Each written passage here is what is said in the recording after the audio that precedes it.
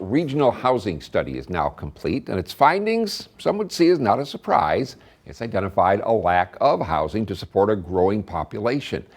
But what are the sources of that problem, and what does the city do next? Julia Lopez reports.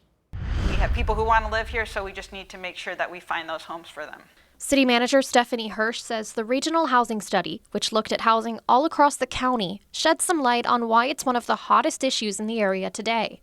She says our current housing problem began in 2008 when production slowed during the Great Recession. People stopped building, banks stopped lending. And while new homes came to a halt and growth in other municipalities throughout Wisconsin slowed, Eau Claire's population kept going up. At the same time, Eau Claire has gone through significant growth, so it's kind of these two trends happening at the same time. And in the 2010s, the study states millennials started moving to the area looking to buy their first homes. The market became competitive and overheated, and that set the stage for the supply and demand imbalance we see now in 2023. One way the city's trying to alleviate that imbalance is by rewriting zoning code. Staff has been working with city residents to learn how to expand existing housing while mitigating density. Redevelopment growth in the city that's already existing as properties are redeveloped or torn down if they're old and blighted, that also has an impact too on existing neighbors that live in that area. So we're trying to understand both the pros and cons of those situations so that we can address that in the new code.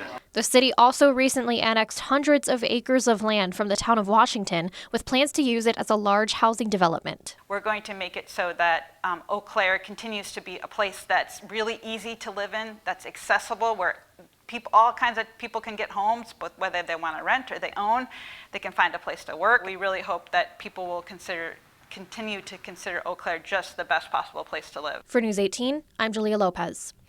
If you'd like to be a part of the zoning rewrite or read that regional housing study for yourself, visit this story on WQOW.com.